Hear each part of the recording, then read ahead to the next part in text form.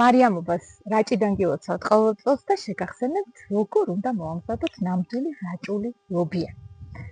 ჩვეულებრივ მოხარშავთ ლობიოს, მერე შეაზავებთ ღორის ქონით, მუცლის ქონით, ღორის მუცლის ქონით, ასე ამბობენ რაჭაში, რომ ეს ყველაზე გემრიელიაო, მაგრამ თქვენ შეგიძლიათ სხვა ცხიმიც გამოიყენოთ, მაგრამ რაჭველები ღორის ქონს იყენებენ, მერე მოტუკავენ კარგად ამ ლობიოს და ცომში ჩაურთავენ.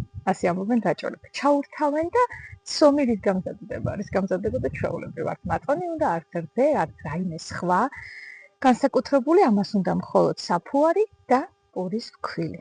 კარგად ჩაზილავენ და ესეთი ფუმფულა ცომი გამოვა, მე ახლა გამზადებული, მაგრამ რა თქმა უნდა მე არ ვაცხობ და ჩემი აცხობს, მაგრამ ვითომ მე ვაცხობ და კარგად დაფქვილიანებულიც მოქვს ჩემი წინსაფარი. ჩემი საქმე მაინც ლაპარაკია და არა თხობათ ვიცი, მაგრამ უფრო ლაპარაკი. ხო, მოკლედ ესე იგი ესეთი ცომი გამზადებულია, შიგნით ლობიო ჩართული აქვს და ახლა ვიღებთ აი ამ საჭრელებელს, რომელსაც ყოველ წელს გაცნობთ და გიყვებით, რომ ეს არის ჩემი დიდი ბაბუა სპიკენდი კობახიძის გამოცდილი ესეთი დისკო, რომელიც ძალიან გვიყვარს და ჩვენი ოჯახის რელიკვია და მე მგონი რაჭაში ყველა ოჯახში, ყველა სახლში არის აი ასეთი საჭრელებელი და ამას ვიღებთ კარგად, აი აქ ვკიდებთ ხელს და აი ესე დავაწვევით ცომს დავაჭრელებთ. რაც შეგვიძლია, მაგრამ იმიტომ რომ გამოცხება მე აი ესეთი ჭრელი ლობიანი უნდა გამოგვივიდეს.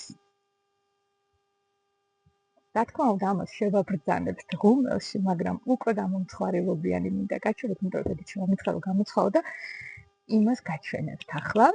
ამ წუთში მოიცა მოწევა ქვე მაქვს. აი ეს ჭრელი ლობიანი.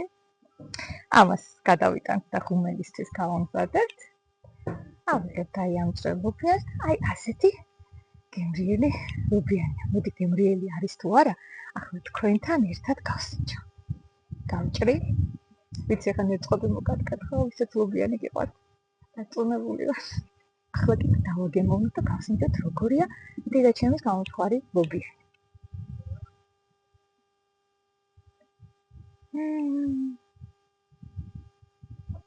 მართლა სამოთხია. რაჭაში